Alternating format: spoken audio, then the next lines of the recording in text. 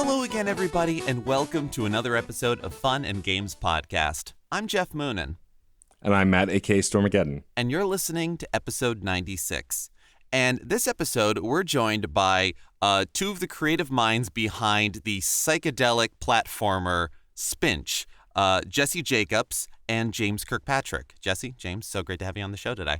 Hey, thanks for having us, guys. Hey, thank you so much for having us. Thanks, Jesse Dangerously, for linking up the friendship here. Shout out to Jesse, who was in the previous episode or 2 episodes ago. I don't know. Time is weird at this point in the pandemic. I guess let's start by why don't one of you tell us a little bit about Spinch for the listeners who may not have played it yet. It's on, as of now, it's on Steam and the Switch. But talk a little bit about what Spinch is. Yeah, a psychedelic platformer sums it up. I think it's just basically, I was approached to design a video game with Queen Bee Games, a studio on the east coast of Canada in Prince Edward Island. I went to high school with one of the founders, and then they contacted me. They followed my comics career, my illustration career, contacted me years later. We hadn't been in touch. And so I agreed to do it. And it basically started as just sort of like a vehicle to just showcase my artwork. And it kind of grew from there. We got funding from the Canadian Media Fund and we're able to develop it further. And it just grew into this kind of full size game. Then we partnered with Acupera, our publisher, and got it onto the Switch, which is a huge feather in our caps. And so it's been a process, but psychedelic platformer, precision platformer, I guess. You go really fast. It's a difficult game. Bright colors, lots of shapes, and cool sounds, which James created. James, I meant to ask. So, composing for a game like this, your music for this is very psychedelic in a chiptune way, which is really neat to see that mix. Did you see any images of the art or the game before you started designing it? Yeah, I saw quite a few of them. In fact, first of all, Jesse and I are friends for quite a long time before this. Mm-hmm. We knew each other's visual artwork even before we knew each other, because our work crossed paths, I think, while we were out west, but never met up. And I had moved back to Ontario, and then Jesse moved to Ontario a little bit after. And so we kind of hung around the same circle of art friends and art, like a lot of collaborators. And Jesse and I became friends kind of more through intellectually talking about work as opposed to actually physically collaborating on stuff together, like concepts, ideas, trading inspirations back and forth, movies, podcasts, all type of fun stuff. And then also going to the beach and smoking a little weed and playing with his dog and fun stuff like that, and Jesse's awesome partner making amazing food, Jeanette, making great food and just kicking it and stuff. So we're immersed in art in each other's work too, in our lives. So when the game started developing, it's what I thought it would look like. And I was super excited. Jesse had come to a lot of my music shows. I play a lot of live music shows. Mm-hmm. I'm a part of Backburner with Jesse Dangerously too. Yep. There's going to be 2 Jessies we reference on this show mainly. There's Jesse the visual artist and Jesse the rapper. And so Jesse Jacobs, our pal here, he had come to a lot of my shows, so kind of knew what my sound was like too. So I do rap stuff. I do a pile of different music, but he knew my chiptune work and he knew my circuit bending work. So I just wanted to give it that background to jump into when the game was being developed.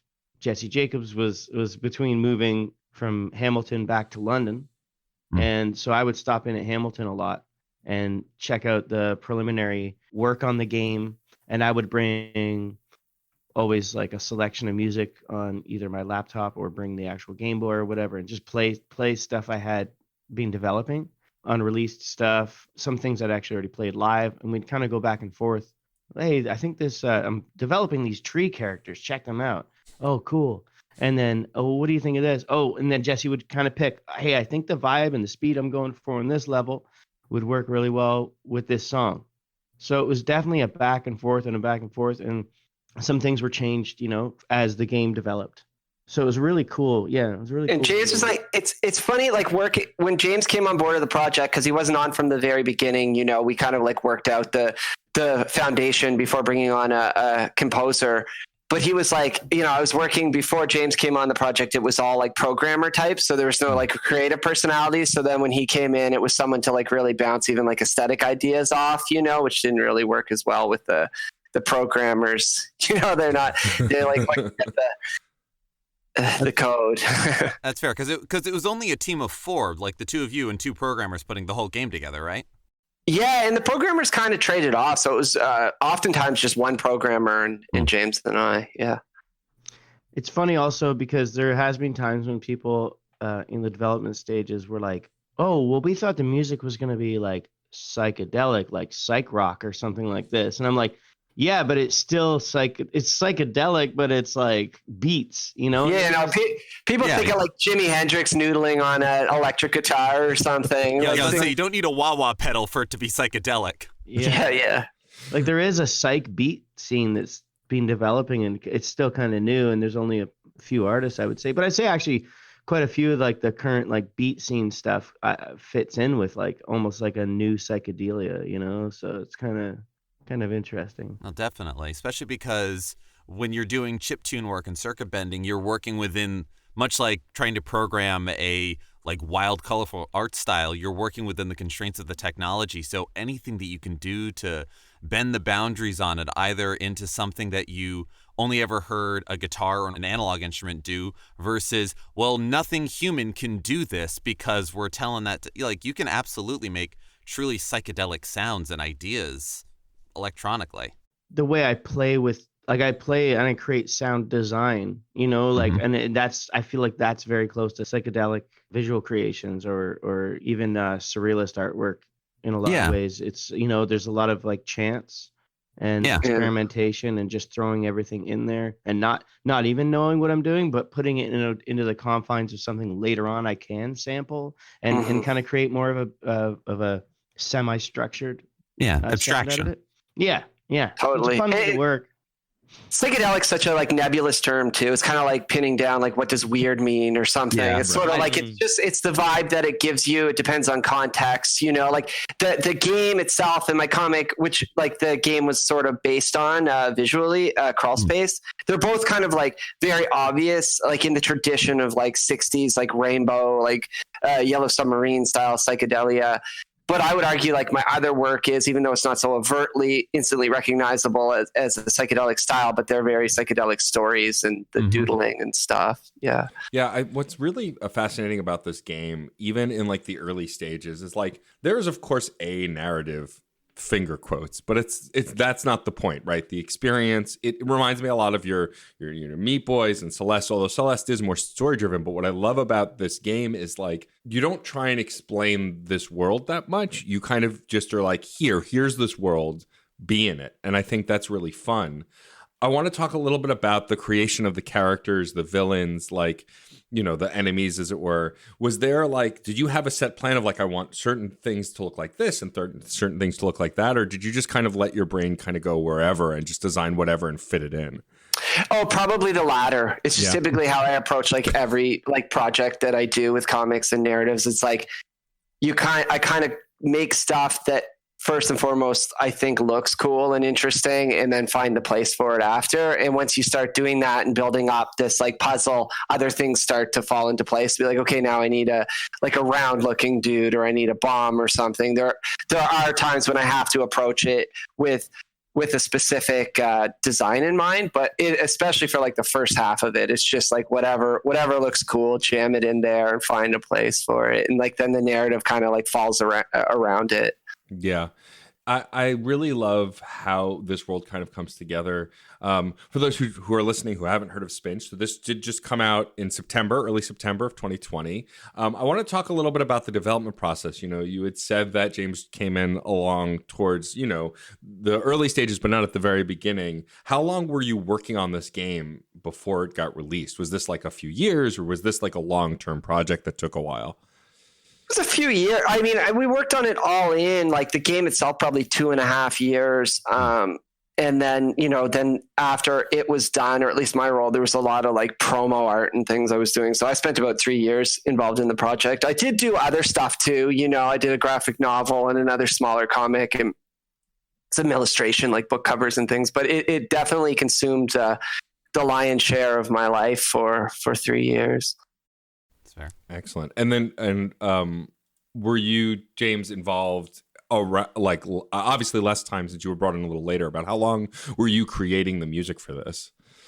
Well, pretty much the same amount of time. Mhm. I mean, to be honest, some of the music I created even before the game had started, because I'm always what I would consider kind of sketches of songs, and you know, some of them I even test out live in different areas if I'm doing more of a beat oriented set as opposed to like a rap set or something. Or sometimes I'll open up a rap set with like a brand new beat I'm working on the Game Boy and all my instruments, and then get more into the other stuff. So some of them I have played, you know, or versions of them not as well mixed too. And so yeah, so pretty much the same amount of time. Because I mean, I wasn't brought in too much later after, but they had started their like platform of like how it was going to work. They had done like some figuring out of stuff, and then I was sort of like, okay, you're definitely doing this, so come on in now, kind of thing. And I was like, okay, good, I have all these ideas. So yeah, and I remember just like listening to some of the stuff you had. It like my process is so analog to that, where a lot of stuff from Spinch, I just grabbed from other things, from sketchbooks that I already had. Like I find that's a great way to work and to get started, because sometimes getting started is the most difficult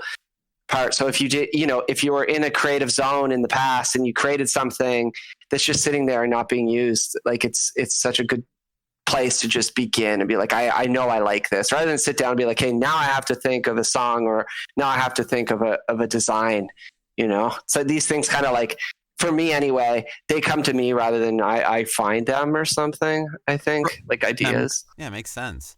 You have those things. Now, in sort of the design of Spinch, or I guess the thesis of it, is it's very much you're fighting colors, and the sentient colors that are trying to eat your babies.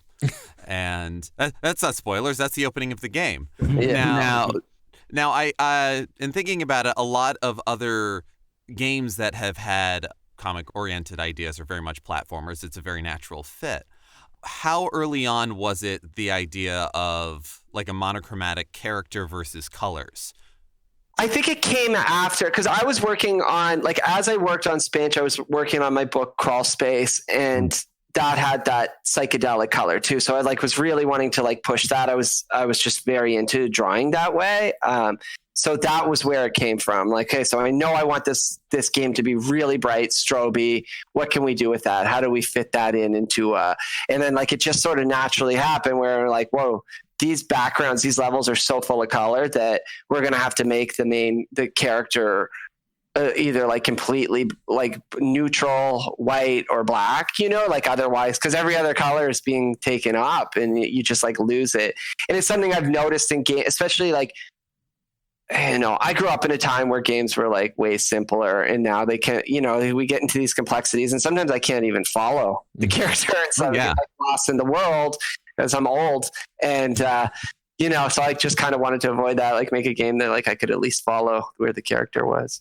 And it conveys very well. I definitely, I'm not much younger than you, and I definitely remember even as a kid playing Earthworm Jim is a game that I always looked to as like so much personality, so much design, so much like cool stuff. I like as a kid and as an adult can't tell where the hell I'm supposed to go or what the hell I'm supposed to do. It like, I don't think anybody wanted to dial back on any particular thing. It was just like, what? You're the worm in a super suit with a cool gun. Like you can see where you're going. But having that, just picking up the white cubes, being the you know, you're a white, honestly fairly small but very distinct character. Just a little smile on your face and off you go. Yeah. And I think that kind of came from my comics practice too. It's like I see so many comics, especially in like the big like Marvel, DC, where the backgrounds and the foregrounds just like blur together. So with my own comics, I'm always very conscious of not doing that, of like separating the two things. Mm-hmm. Yeah. And it's interesting that that comics and video games don't have more crossovers, since in very much the same way that in a good comic panel, you can fit so many little details that you don't necessarily, you can draw people's eye to them. You don't have to draw people's eye to them. They take all the time they need to see it, to take it in, to find it, to redo it. And even though Spinch is a game that has a built-in time attack on it where you start the level and it starts timing you and you have a best time on it. You're still encouraged to stop and take in details because you have to find secrets. You have to, in one of the early levels, you're running as fast as you can to avoid all kinds of things, and you get to the little ending spot and you instinctively run towards it and jump into it. And then you see you're supposed to save 3 of your babies every level. The third baby is on that same screen, and oh shit! So you got to start it again. You have to recheck those panels. So it's, I don't know if I had a question. This is just continuing the discussion. I'm surprised there's not more crossover because of certain. Yeah, I think it's a missed opportunity, really, especially with indie comic artists. There's so many like amazing people that are like storytellers, and I mean, I think that, you know, that cartoon show Adventure Time. Sure. Mm-hmm. Yeah, I worked on that for a bit, and a lot of my friends did. And what they did is they kind of like went and really kind of like picked people out of that industry, out of like the indie comics industry, and just brought them in, people with no experience. And like, look how successful that show was. It was like unlike other anything else at the time. Yeah, Jeff and I have talked at length about how the indie scene at a lot of times, especially now, seems more interesting than AAA. And I love my fair share of AAA games, and like I'm a Spider-Man lover like anybody else, and I got sucked into that PlayStation 4 game for ages. But you know, we tout games like Shovel Knight and the like on this show a lot because Jeff and I find that those experiences feel more handcrafted on some level.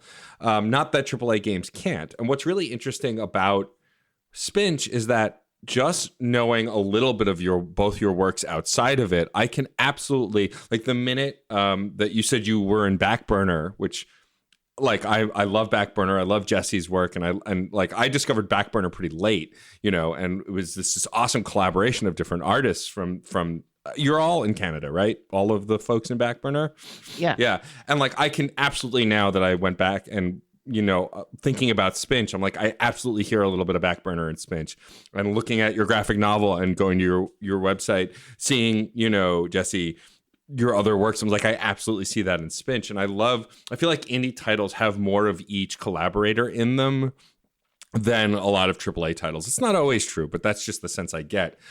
Sure. It's like comparing like a movie by like an auteur filmmaker or something like Terrence Malick to, you know, a Michael Bay movie or something, which is good, but you know, it's like two different vibes or something. Yeah. For someone with like an overall idea is like bending everybody else to do their vision, you know? Right. Kind of a thing. Whereas with us, we were definitely wildly doing what we wanted to. I mean, to kind of skirt back actually a teeny bit, just to kind of even think about the process of it, Jesse, do you remember like when we started out? And this is where I'm thinking like, hey, we did just kind of go and do what we wanted to do, even though other people were like, hey, maybe we should wrap this up or this kind of thing. The process of us being like making the game and some of the partners in it being like, you'll be done in 6 months. And I'm like, I don't know if that's going to happen, man. You know, you'd like that. Yeah. There's even some trailers that said coming out summer 2018. Yeah. Whatever. Wow. And I'm just like, I remember being like, I don't know. And then like, yeah. I even went away. Like, so there's several times where like, this is the last thing you're going to need. But as the game developed, you know, and it's like, actually Nintendo's interested. Let's, you know, or let this company's interested. And maybe we could do this. And I was putting more and more into it, and you know, and being happy to do so because we just wanted to make it better. And then even at the end, like, you know, I left for Australia and I came back and nearly got caught I was in there during pandemic time. And I came back. Yeah, it was pretty scary. But then still doing more work right before the release, you know, and actually some of the stuff that I think made it some of the best parts, you know. That's awesome. Yeah, I feel like indie music and indie games have a lot in common of how you're like kind of working up to the wire, up to the deadline. Like I'm friends with a bunch of other indie rappers like Michael Kill and Schaefer the Dark Lord, and like in conversations I've had with them on my other podcast, my interview series, like Michael Kill has told me he's notoriously like worked things to death, and like he like perfection is the enemy of done, and like sometimes he'll get wrapped up in it. Like he likes to pick on Tribe One a lot, who has gone off and started a family and become he's always been an incredible human, but like makes fun of him because he never releases anything because Tribe One's always like, well, yeah, one more track, or like I've got to finish this thing, or it's not ready. And so I feel like, was there any sense of that when you guys were working on Spinch? Like, we're not ready to let it go yet. Like, we want to like perfect it. Like, did you kind of like, were there moments where you felt like it was just drying out because you just didn't feel ready yet? Yeah. I have that with everything, everything I make, and it, like, I could keep working on it. Like, my mantra is like, it could have been done better. Once I release something, I always feel that, but you kind of like take that and live with it and just put it into your next project, I think is the most healthy way to deal with that sort of perfectionism, because you need deadlines. It's true. I've worked on things. I overwork things. It's so good just to work with the publisher. And that's not even with comics, but with the game, when we worked with the publisher and we had to have it done because there was other people investing money in it at that point, and then it turns into something different than just like a creative process. Besides deadlines, were there ever any sort of, because one of the other differences in like an indie film, an auteur film versus like a big budget film is like all of the gates of, you can't say this, you can't do this, you have to this. Were there any points in design and music and anything that you were creating that was like not a we need it done, but more of a I don't think we can do that? Well, we were talking about this yesterday. We did an interview for Overkill Festival yesterday, James and I. It's a Dutch festival happening right now, like art and game and music. But I was talking about this. So forgive me, James, I'm going to like repeat myself, it was sort of like this balance of when you're working with a group of people that maybe don't have the same aesthetic or sonic tastes as we do, where they could think that don't do something that way.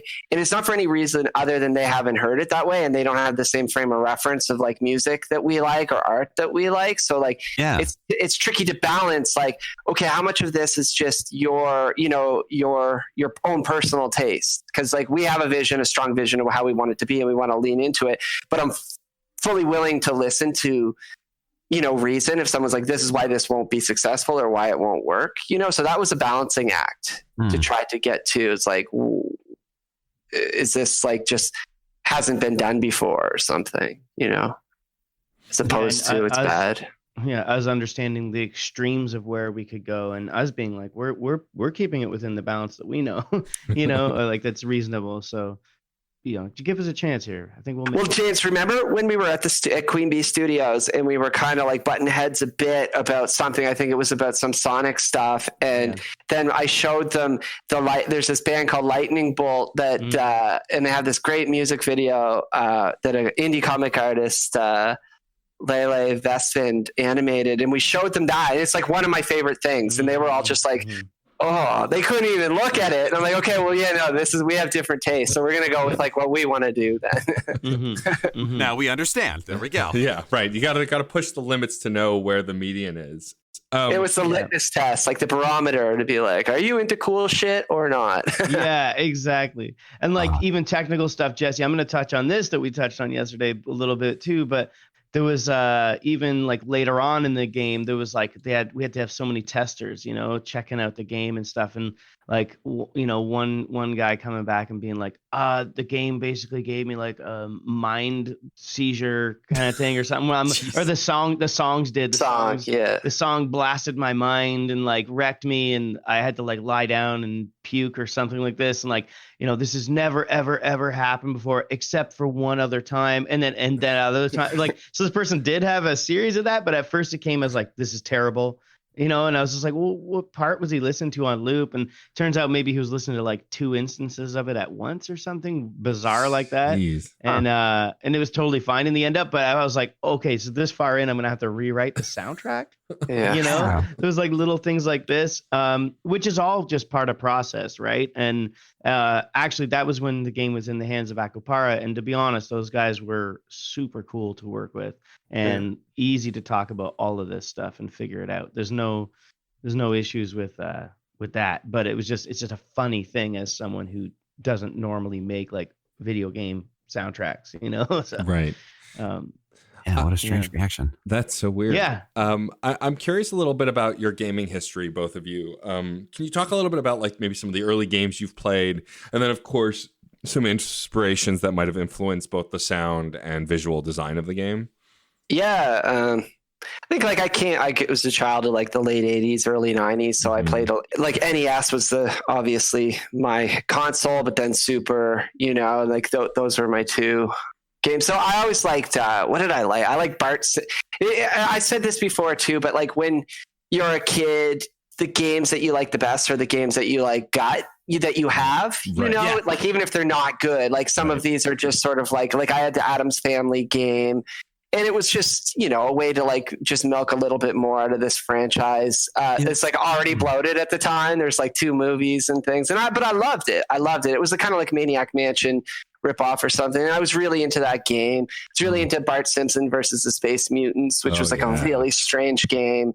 I think the vibe of that kind of like came into Spinch a little, just where it was like weird, you know, like the 6 levels, and it's just like gets really hard. And and Mario 2 as well was always my favorite of the Mario games. I think it was, again, just the weird, strange vibe because it wasn't designed as a Mario game. You know, those are the games. But yeah, it's like the stuff your grandmother got you for Christmas because you liked Addams Family or something, and put it in, like, it's not a great game, but you just kind of play it over and over because it's what you have in the house. Yeah, totally. You learn to appreciate it, even if it's absolute trash. But I appreciate this trash. What about you, James? For me personally, my dad brought home a computer when I was really young, and it was like an Atari 800 XL. Ooh. And he had all these floppy disks that he had, you know, he called them pirated floppies from his friends. My parents are both from Scotland and living in Canada, and you know, it was like some other guy from work. My dad worked at a Excello, like this. He was an electrician, and he'd always like, "I've got a new game for you, James. Try it out. It's called Karateka." You know, I'm like, okay, cool. You know, nice. So it's like, you know, that was my stuff, was Zaxxon, Karateka, like, you know, Pac-Man, Karateka, however you say that name. You know, and then Pitfall also. Sure. But it was weird because a lot of these games, Pitfall 2 was extremely strange for me because I remember it would only work every once in a while. And like a lot of the games only kind of worked. I'd be like, oh, Zaxxon worked like last Christmas, maybe it'll work on this holiday. I remember like playing, like having weird rituals of thinking when it'll work, you know, like, well, today's another PD day from school, you know, like another, you know, maybe it'll work on this one. Like you know, and getting these damn games to work. But Pitfall 2 had these weird glitches in it, and I have no idea what was going on or how it was happening. Also, I was young too, right? But like stuff like the character would get caught in the wall and like go down, and then there would be like a balloon and it would carry him away. I think that happened, right? But there was like weird stuff that would happen in the game that I was just like, and they would always glitch out and be really weird. And you know, I'm just putting it 2 and 2 together right now. That like, it really seems to fit actually with some of where my art went, you know. I was just putting that together right now. So that was like my first experience, and then there was these kids, Danny and Claudio, and they had a Nintendo first. Their dad was was building like, you know, houses in the neighborhood, because where I lived was like just like there was a couple houses and then like mud hills, and then their dad was like building. So I'd go over to Danny and Claudio's house, and they're Portuguese family, and their mom would always give us awesome food. So I played Mario for the first time, and I remember being like, "Oh, this is different. And the character seems so big, and it's like everything's chunky and powerful and bright, and the songs are amazing." So, you know, a couple years later, I managed to get Nintendo for Christmas, and then so Nintendo was huge, and then also hanging out with friends who were like hardcore. Like, I don't know if young kids, I don't know if they have this perspective, but like people being super hardcore, either Nintendo or Sega. Yeah. Right? Oh yeah. Jeez. And then there was someone else who had something weird too on the side. Yep. You know what I mean? Oh, yeah. It was like, oh yeah, well, I'm actually like, my uncle just got back from Japan and he has this, and you're like, what? You know, like you don't even know what it is. And you know, and playing strange video games, you know, I would go to these friends' houses for breakfast in the morning. And they always had some kind of weird video game system or something new. They had older brothers and sisters that were bringing new stuff into the house, and I remember doing that and watching crazy cartoons too in the morning, which is a whole other thing. So there was that edge of it, and then even like the Game Boy. Here's the other weird thing too, like, so the Game Boy that I compose a lot of my music on was forbidden in my house. My parents were like, you know, we can watch you while you're doing, you know, Nintendo in front of the TV, but Game Boy, like, you'll be up all night playing it. I already had sleeping issues anyways, because I'd actually be reading comics and drawing all night, with like a little light on and just too excited. I'm still the same way. But I remember I managed to trade for a Game Boy to a friend of mine and got it secretly and kept it like secretly from my family and would play it when they weren't around or when I, late at night or whatever and have to hide it forever. So yeah. Like a cell phone in prison or something. Exactly.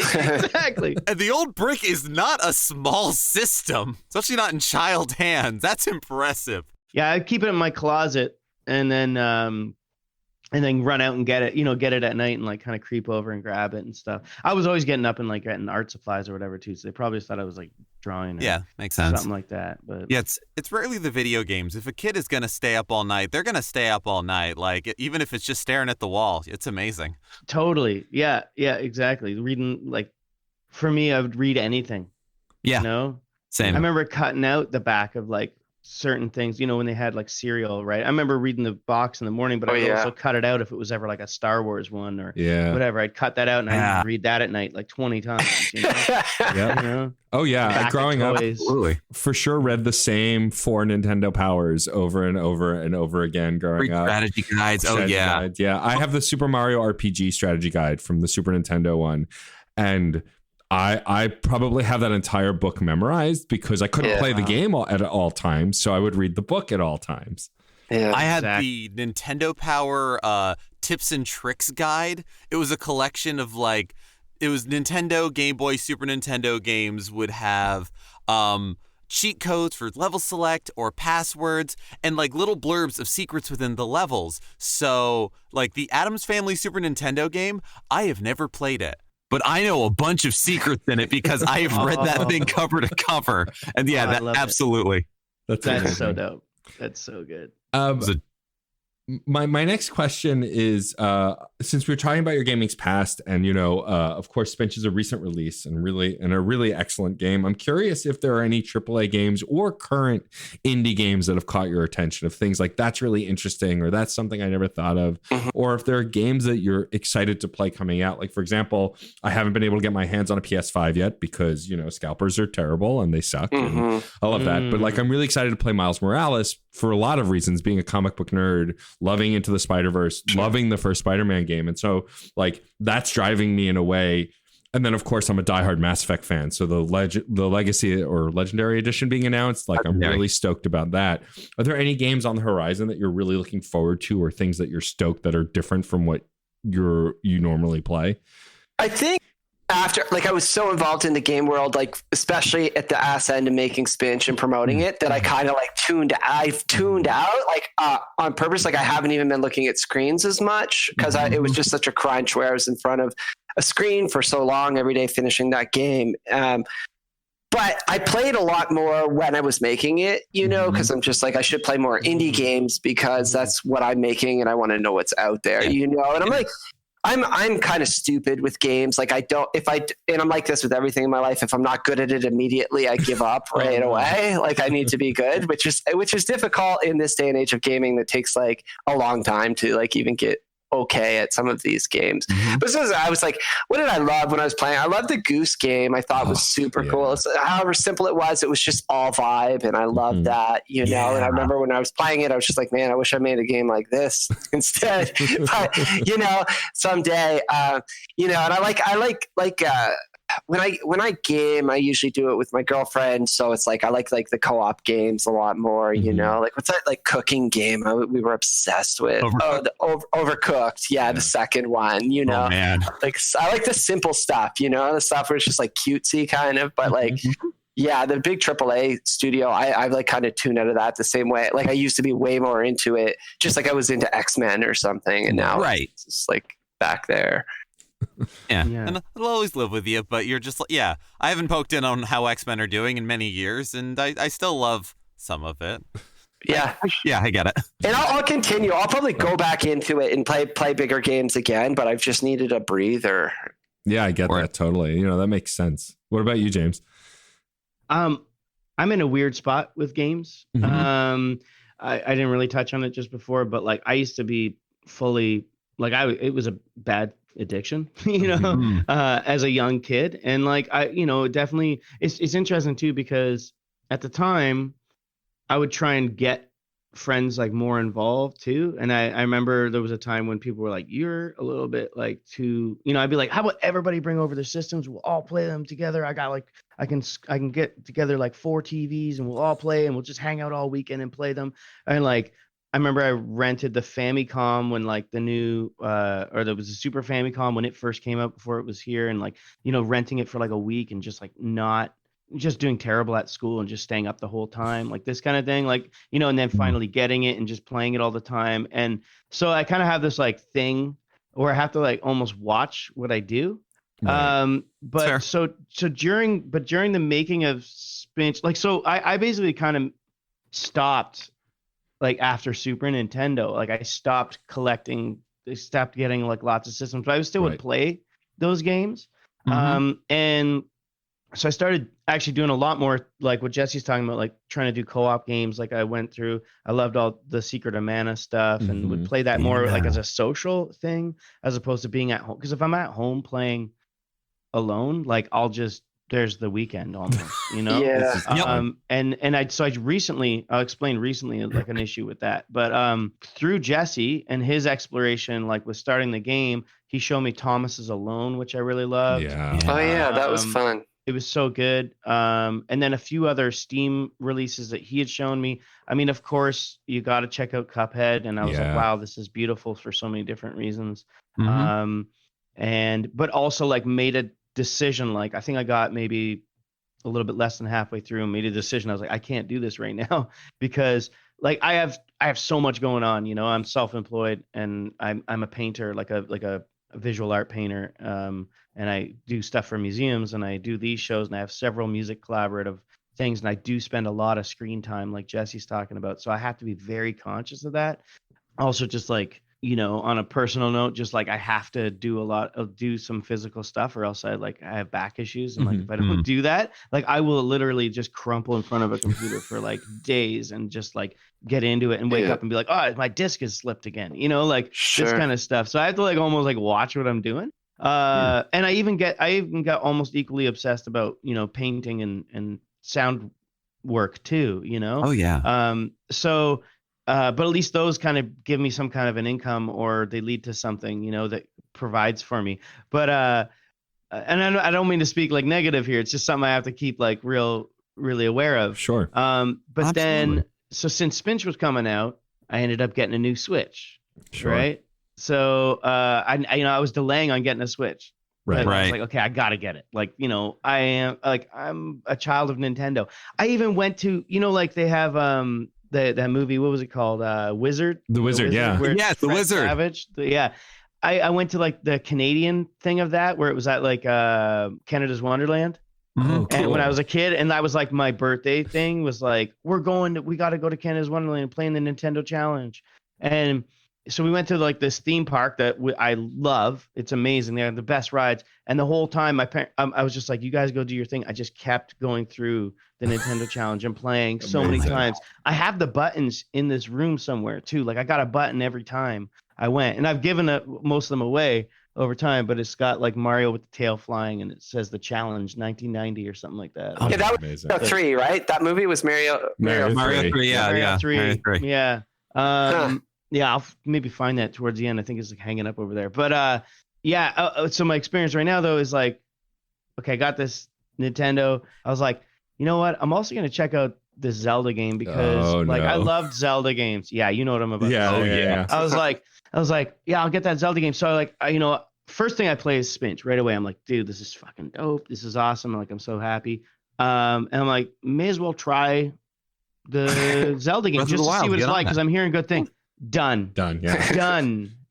House is a mess. Renovation's not getting done. Girlfriend mad at me. Dying. You know what I mean? Like, yeah. Plants are turning brown. Like, you know what I mean? Like, not. Like it's just the game is too much, and it's so beautiful and so good. I'm just like so into it, and I actually had to turn it off for the last like 2.5-3 weeks because I'm like, I actually have to finish some renovations before like winter kicks in, and I got enough deadlines, and I actually had like a book come out, and I had to finish that stuff, and just like, I mean, Spinch put me behind a bunch of things too. Like creating Spinch put me behind in a good way, because we wanted to make it the way it is. But right, during the summer, because there was a lot of trailers we had to do too, right? So that's the additionals, like the advertising and stuff. So, but yeah, that's where I'm at with games. So, well, it's funny that you mentioned that, because one of my favorite, I'll call it a ghost story, like, because I don't even know if it's confirmed anywhere, but I remember hearing it, is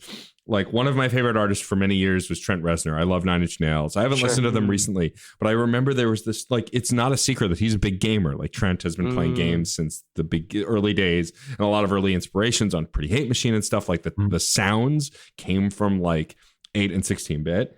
But I heard that the reason The Fragile took so long to come out, or maybe it was the record after The Fragile, is because he became obsessed with Metroid Prime and kept playing it.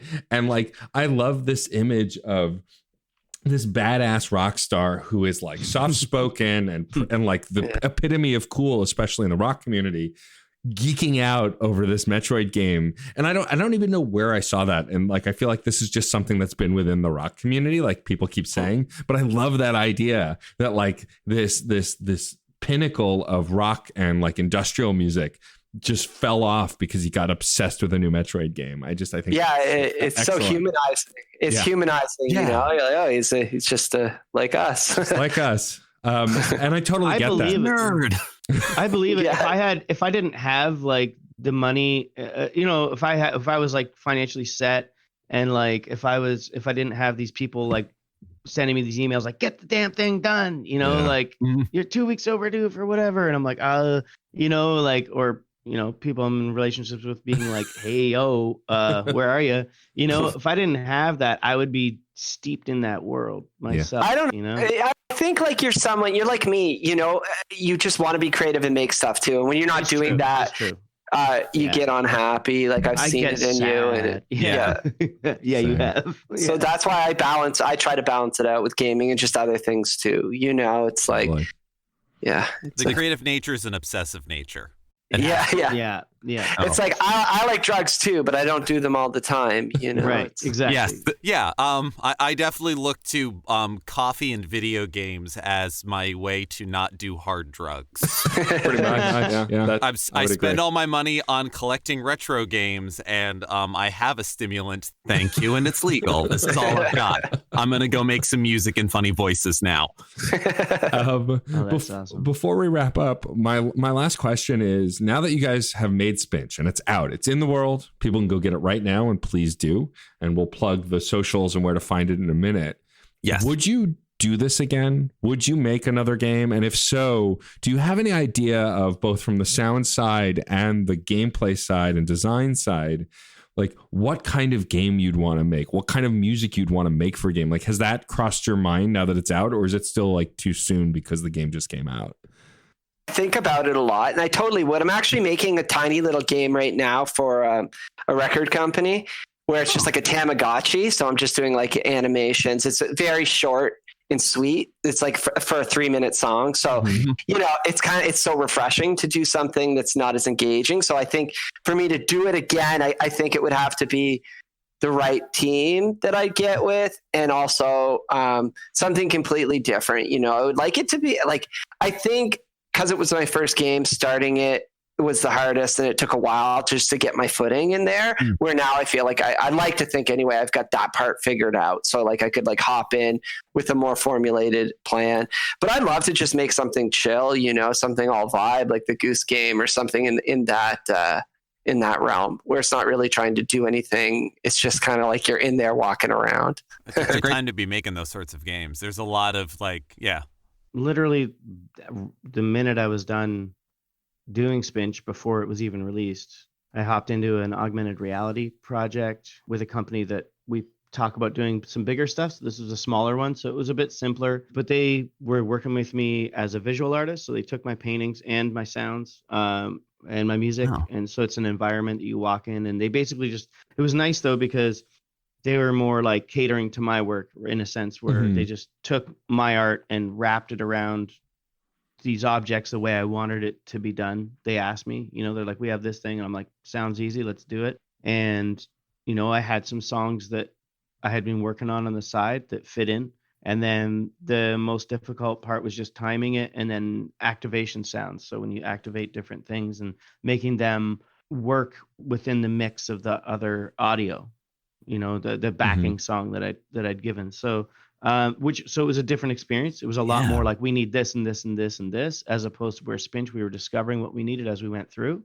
And I like both of them for different reasons. I liked the way that Spinch, we were able to do things bit by bit and figure out what we could get away with, what we could do, what we don't need, this kind of stuff. So that was good experiences. I'd like to do something again. It's just a matter of like the finance. Like I've had a few people ask me to do stuff, but I can't really do like free projects. Right, do you know what I mean? Like whereas what we were lucky about with Spinch is there was finances right from the beginning, which, I hope that's not saying too much, or whatever, but like stuff was covered. It's hard for me because I have to, I'm exhibit art in museums and galleries for a living, right? And I used to tour and I'll do that again eventually, but like so I have like wonderful people asking me to do this and that, but I can't put in like 6 months worth of work right now on projects. But when I think about what I'd like to do something even with my art maybe at some point, but I do like I couldn't have done what Jesse did by like I couldn't what he did, I couldn't do it all. Do you know what I mean? I couldn't do that. And I mean I think now I could maybe, but like the way he did it was just like incredible watching that process come together. But I'd like to do something that's kind of like a puzzle. Ooh. Or something that was like a sound puzzle that led into something, with a bit of action or with some kind of like a gathering, gathering information, gathering like a story, but with a puzzle. Well, the comic I'm working on now is all about puzzles, James. I'll show it to you.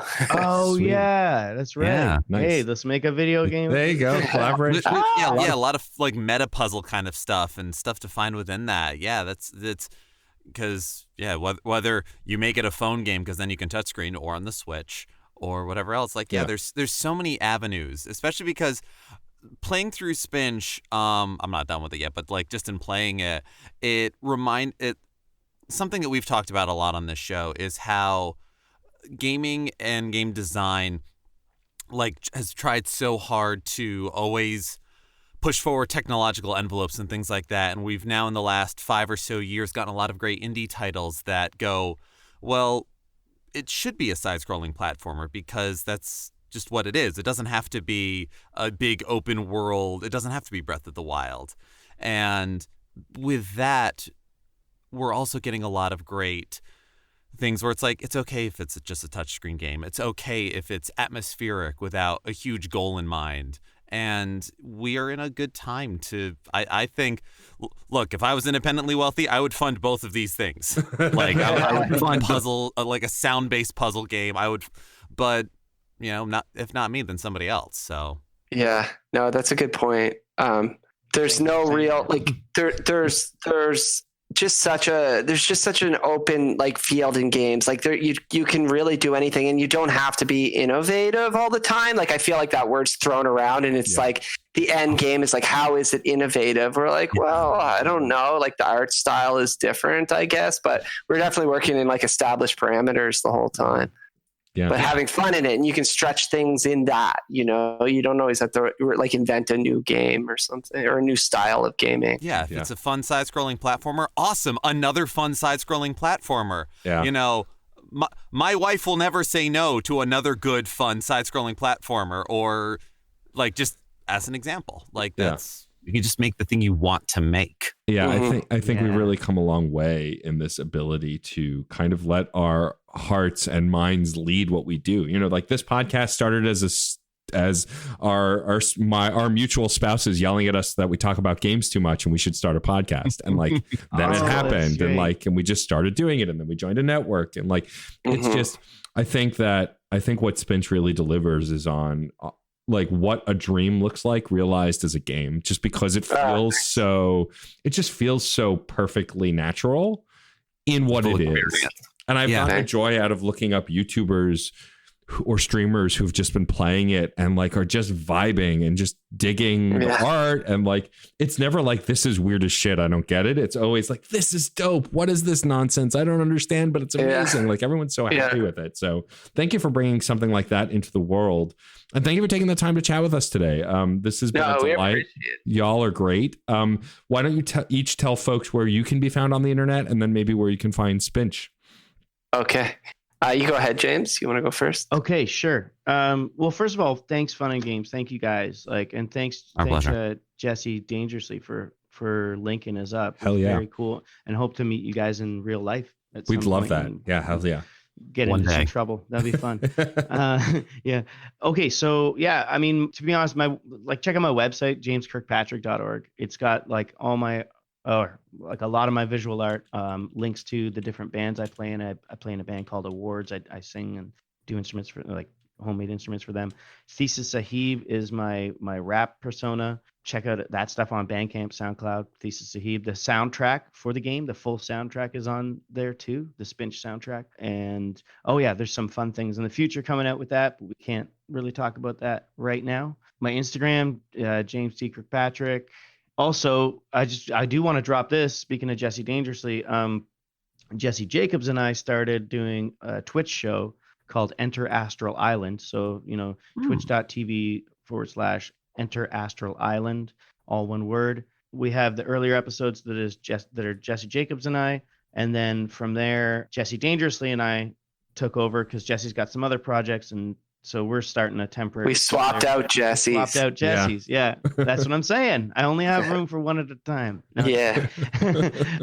But so our Jesse Dangerously and I have a show called Imaginary Wednesdays, which goes back to our earlier hip hop group, Imaginary Friends. So Imaginary Wednesdays, and it's us talking about game stuff, but also hip hop and underground rap, and like we have piles of talented friends that were showcasing their work, and really talented underground rap and just fun stuff. And I was talking about science fiction and just nerdy fun times. Also on the channel there's another show called Animal Street Cellar, which is two DJ friends of mine. I'm on a label I run a label with called Animal Street, and they're playing the two main DJs, but then there's also they bring in guests, so it's them playing rare awesome beats and rare jams and like funk and underground hip hop and psych and weird experimental awesomeness every Friday night. Yeah, and we're gearing up for like a Christmas show, and it's a little bit about like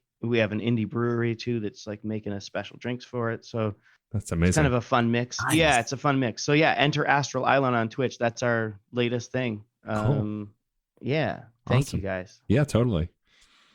Cool. Yeah, and you can see my artworks, jessejacobsart.com, Jacobs _comics on Instagram, and check out the games website. It's just spinchthegame.com, and then from there you could like check out all our social and stuff. It's available on Steam and on Nintendo Switch and other places where you get PC games and stuff. But yeah, and we got some good announcements coming soon about soundtrack and physical and stuff. Cool. Ooh. Amazing. Awesome. Well, thank you both again so much. This was a delight. I would love to cause trouble with you in physical space at some point if y'all ever make it out to New York. Yeah, dude. Yeah. But this has been a delight. I've been to Toronto. I got to head up that way. Yeah. Yeah. For real. Yeah. But this was a delight. Thank you for taking the time. Listeners, thank you for being here. Please go buy Spinch wherever you can get a game. It's a delightful, ridiculous game in the best way. And it's my favorite. It's one of my new favorite things. Also, if you want to hear more from us, you can go to certainpov.com. We recorded this very call on our Discord channel, where we have different channels for all the shows on the network, as well as just a place to vent about 2020, because God knows we need it, and all sorts of other cool stuff and ways to connect with other nerds. If you have a moment, give us a rating or a review on your podcast platform of choice, especially on Apple Podcasts, because it helps us to get featured and more folks to find the show. And you can also communicate with us, correspond with us on Twitter, Fun and Games Pod, or funandgamespod@gmail.com if you have any thoughts on this, previous, or future episodes. Have you played Spinch? What do you think of it? What are some of the cool artistic visions you've seen or want to see in games? Bring it all. We want to hear it. The good, the bad, the crazy, the wild, the whatever. Because you know what? This is a conversation. Thank you for being a part of it. I'm Jeff Moonen. And I'm Matt A.K. Stormageddon. And happy gaming.